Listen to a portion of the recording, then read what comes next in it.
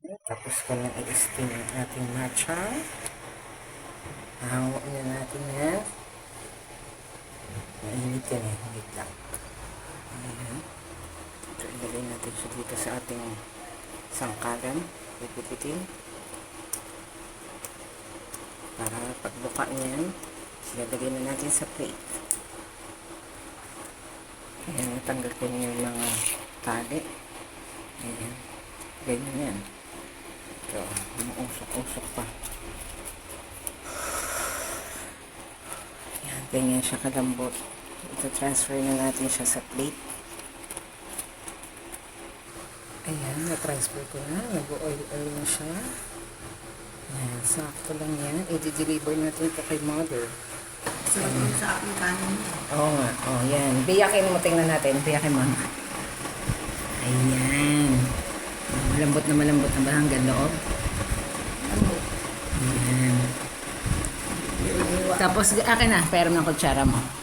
Mali kasi ang hati mo. Dapat dito yan, pag gano'n, gitna. Ayan, lalabas yung, ayan. Sinabi kanina, hati na. Ayan, ganyan pala yung laman niya sa loob. Kasi hindi ko nakita yung kahapon eh. Oh. Ayan, okay naman pala, Yung laman niya kasi parang dilata sa, yung pork chop na dilata. Kuha ka ng konting laman. Para nandun kasi sa gitna yung lasa eh. Yan. Kompleto ba yan? May itlog maalat. Tingnan ko nga. Sabi kasi may itlog maalat to eh. Ito. Ito yung itlog maalat. Yan Isang egg yolk yan na maalat. Tapos may sausage or chorizo.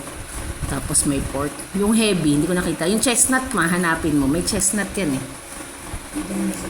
Oo. Yan. Okay. Yan ang breakfast ng mama. Natin. Ganyan. Maganda yung pagkakabalik talaga nila. Diba, nakikita yung oil-oil ng ating matchang. Ito yung frozen matchang. Buksan natin. In-steam natin talaga na matagal na oras yan. Yung mga laman, Look at that. Ayan, busisiin natin maigi. Ayan.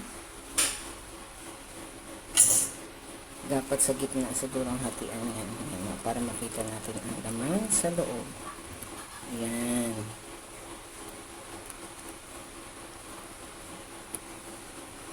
Yan ang laman niya. Diba? Nandito sa dulo, sa tuktok yung egg yolk. Ayan Ito yung salted egg yolk. Yung chestnut. Hanapin natin. Nasaan na ba ang chestnut? Wala dito. Ito. Ito yung chestnut. Yan. Yan yung mga palaman yan.